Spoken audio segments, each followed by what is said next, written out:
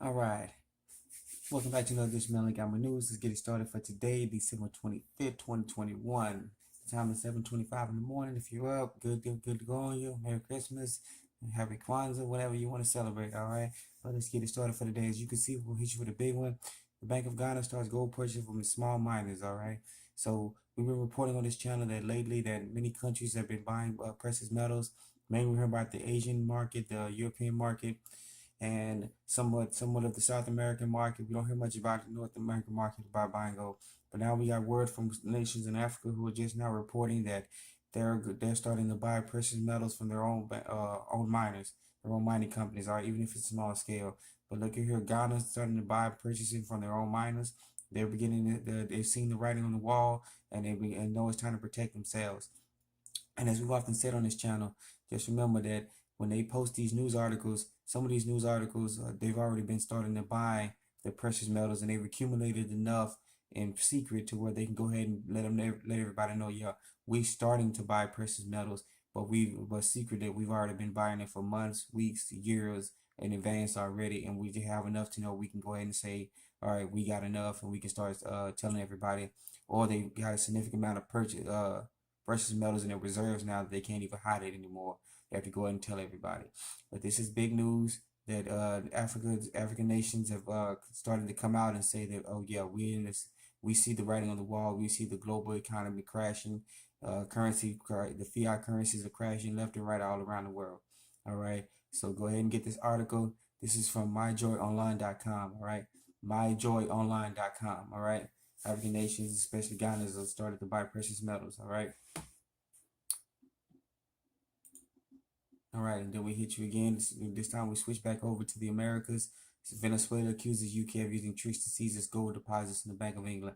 This is becoming a trend where nations who have tried to ask for their precious metals back, and this story has actually been going on for quite a few years now. Venezuela's asked for their precious metals back from England and from the Bank of England. And the Bank of England has sent back letters saying you need to meet these certain requirements in order to get your precious metals back. And according to the article, maybe a little bit that Venezuela is trying to meet those goals, but these restrictions are getting more and more dire. They're getting more and more heavy-handed on from the Bank of England to these countries who want their precious metals back. And this has happened here in the U.S. too, because certain nations have their precious metals stored in New York, and New York boys have sent out letters saying, "Hey, you meet these requirements, we'll give it back to you." And some of these are 10 to 20 pages long requirements that they have to meet before they get it back. But this is like I said, this is becoming a trend. The nations who want their precious metals back that were stored outside the country, and they're meeting all sorts of obstacles, paperwork, red tape, whatever you want to call it. All right. So go and get this article. This is from the St. Lucian News Online.com. All right. St. Lucian News Online.com. All right. So go and get this article. All right. And then big news on the economic front that we need to talk about as far as reparations for countries paying the countries.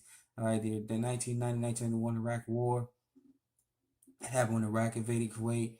Iraq was made to pay reparations. All right, and and as of a few days ago, Iraq made its last payment to Kuwait. All right, a $44 million payment. They can't pay them directly. They made it to the United Nations. Let me switch down here a little bit. Over here, United Nations Compensation Commission. All right, they made the payment to them, and the UNCC is going to give the payment to Kuwait. All right, this is really big news because during the invasion, Iraq was put into Chapter 6 and 7, which means they couldn't trade on the international market. They were forced to become a domestic only. They were relying on oil sales for their economy, and then we had the invasion of Iraq in 2003, and with the battle with the insurgents, right, that was going on. But they couldn't make any payments during that time frame where they were the invasion of Iraq, where the constant battle was going on between so-called coalition forces and the ISIS forces, or Al Qaeda, depending on which one you want to call them. All right. But that is all done and good now. Iraq started back making those payments, and they've officially made their last payment to Kuwait. All right, they're just waiting on the UNCC to make their final payment, get their final installment back to Kuwait, and then they're waiting on word, which should be coming down fairly soon. We hopefully soon that Iraq is now out of chapter 6 and 7 and is now into chapter 8, so that way they can officially come into the international market and officially announce they're back trading in the rest of the world. All right. So go and get this article that is from shafaq.com. All right. I should be saying it wrong. Please correct me in the comment section. SHAFAQ. All right. .com. All right. SHAFAQ.com. All right. Hopefully Iraq gets into chapter 8 so they can start trading international. That way they can take their Iraqi dinar and start trading it overseas and open up businesses. All right. This is what we're waiting for the Jasira to take place. All right. Thank you very much. All right. So let's go and get to the news article here coming out of Iraq again. All right. And as we said previously, all right, Iraq is awaiting action from the Security Council to get rid of the consequences of Kuwait's debt. Not Kuwait's debt, according to this article, but Iraqi's debt to Kuwait. All right. So Al-Tamimi to Nass. All right. This is the gentleman that they're talking about. All right. Confirmed on Thursday that Iraq fulfills all financial benefits that it accumulated as a result of the invasion of Kuwait, stressing that the matter has positive repercussions on the economy in the coming years. All right. So basically, what he's saying is they paid their last payment. Now it's time for the Iraq. They paid their due. They paid their back, and it's time for them to go ahead and get started. All right. As we stated, that it's time. He said that they finished paying their benefits, and we're just waiting on Iraq to get out of there. All right. Once they reach chapter 7. As we stated a few seconds ago, they will be able to make payment. They will be able to take their currency, their Iraqi dinar, which is gold back, because Iraqi has actual gold reserves, and they back their currency with gold precious metals. All right, so go and get this article from search4dinar.wordpress.com. All right, search the number 4 dinar.wordpress.com. All right. All right, let's switch back here to the good old US of A. All right. Republic of the United States. All right, Wells Fargo and Bank of America and other banks have temporarily closed hundreds of branches. All right, this is a small article here. Get down into it. Many locations have reduced hours, alternate days of operations, and may temporarily be closed. Bank of America tells customers on its website.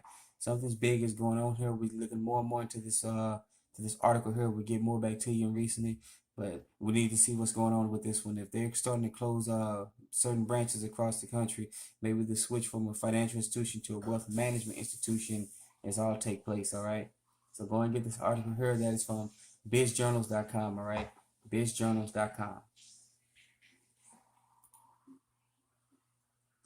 Alrighty.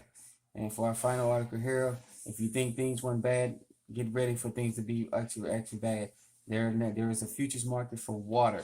All right. Remember, most of the planet's water is salt water, with very few fresh water. They have fresh waters places going around, but they're trying to control the water rights around the world. All right. So you got about 130 groups, according to in this article from zerohedge.com. All right, zerohedge.com. They're now reaching in and trying to shut down the futures waters market. All right. So there is a market out there where people are trying to corral the fresh waters all around the world. All right. So getting more into this one, this is something we've been kind of watching these groups go ahead and try to shut down this future waters market. All right. They went to the CME, the Chicago Mercantile Exchange, all right, to get this stuff shut down. All right. So there is a fight for water rights going on around the world. Certain oligarchs are trying to control all the fresh water around the world. All right. But there are people that are fighting, okay?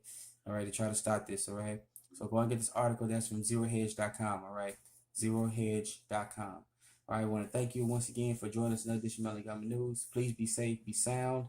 Remember, you're your own best financier, your own best banker, your own best credit union, all right, your own best savings and loans. All right. You're your own best financier. All right. Get it together with your neighbors to communities to other communities. All right. Remember, everything start local.